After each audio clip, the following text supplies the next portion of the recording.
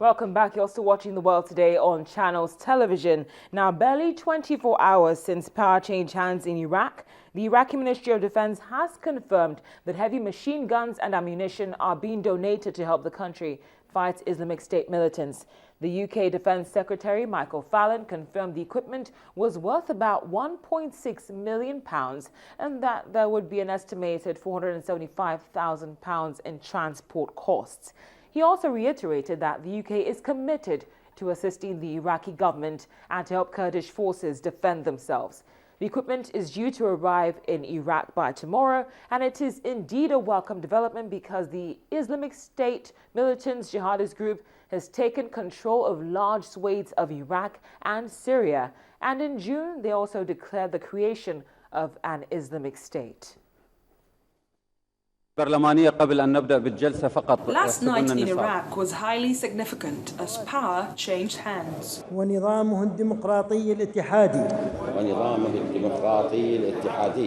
new government will be headed by Prime Minister Haidar al-Abadi, a Shiite, but it will include members of Iraqi Sunni and Kurdish minorities as well.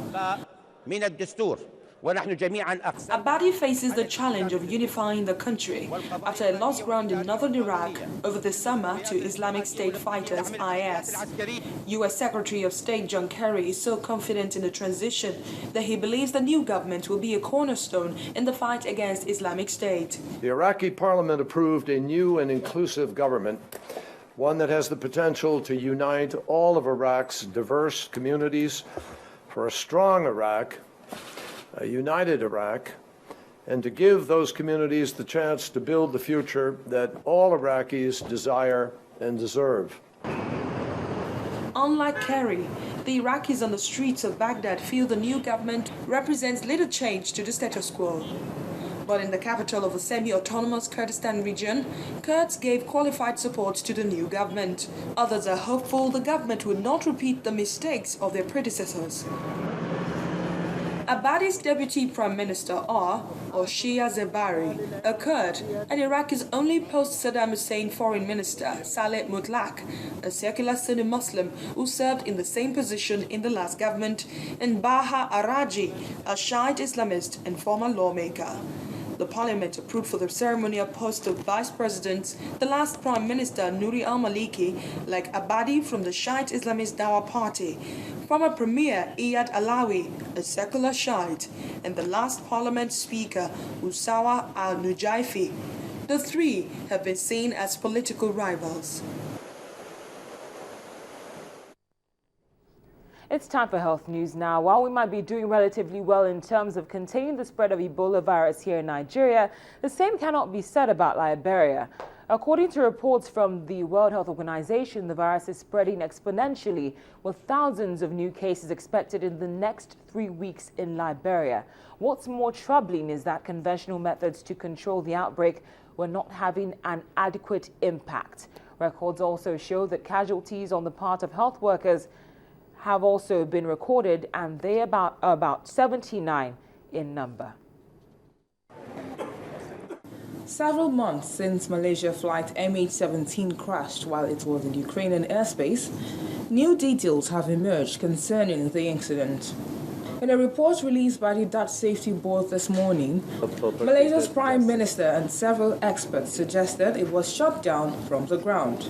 The report published said MH17 crashed due to a large number of high-energy objects penetrating the body. The damage observed in the forward sections of the aircraft appears to indicate that the aircraft was penetrated by a large number of high-energy objects.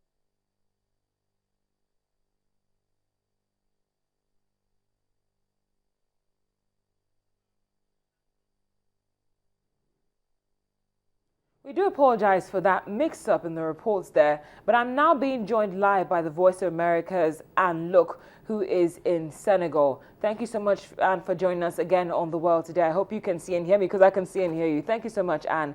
Well, we understand that you just returned from Liberia, and now you're in Senegal. Are things as bad as we hear they are over there? In Liberia, yeah, the situation on the ground is pretty bad. it's pretty difficult to see on the ground, or you can see on the ground how outpaced and outmatched the response is by the virus, how much of a lead the virus really has on response efforts, and how hard people are working to try and catch up.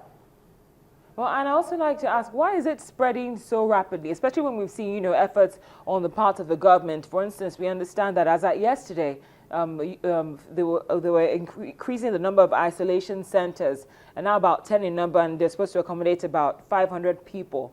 So we see these efforts on the part of the government, but why is it that despite those efforts, the spread seems to be going on exponentially as described in the last report? Yeah, I mean, Ebola, the virus, it has a head start. Even these treatment units, the World Health Organization said today that Liberia, just in Monrovia, needs 1,000 beds for suspected Ebola cases. So even the 500 that they're trying to get in place now aren't enough, and that's just to deal with the current caseload. Keep in mind, transmission is happening person to person to person. And every time someone is sick and dies in their home and exposes their family members, you've got more cases kind of mushrooming out. I mean, I saw this on the ground myself. I was at a burial of a woman who had tried to go to a treatment center to be isolated. There was no room. She was sent home. She died at home. Her children were exposed. Her children had to be taken into isolation. It's like this never-ending cycle that, even though they are doing good work and they are succeeding in getting hundreds of people out of the community, getting in the treatment units, people are surviving, it's still just monumental, the amount of cases that are out there. So, and based on the fact that you've had first-hand experience, basically, on what's on the situation in Liberia, what, in your opinion, would you say is the way forward concerning the situation there? Yeah, I mean, I'd have to agree with what public health experts are saying. More treatment units, more health workers, definitely more health workers. And more of what I did see starting on the ground, things like volunteers going out door to door in communities, trying to look for sick people, trying to follow up on relatives of Ebola patients. This earlier on in the outbreak, we had a lot of talk about denial and people refused to comply with health recommendations. That is fading now. I think people are just scared. They want to know what to do. They want help. They want treatment. And now the question is ramping up quickly to supply treatment to everyone who needs it. Well, Anne, thank you so much for joining us again on The World Today. We hope to hear from you very soon. We've been speaking to the Voice of America's Anne Look, who is reporting from Dakar in Senegal. She had just returned from Liberia, which has been experiencing an escalation in the number of cases concerning the spread of the Ebola virus. Thank you very much. Now, over here in Nigeria, there has been the most effective in dealing with the Ebola virus disease since it recorded its first case in June this year. The Minister of Health has been giving updates in daily briefings on progress made in the number of cases of those infected, those in quarantine, and those who've been discharged.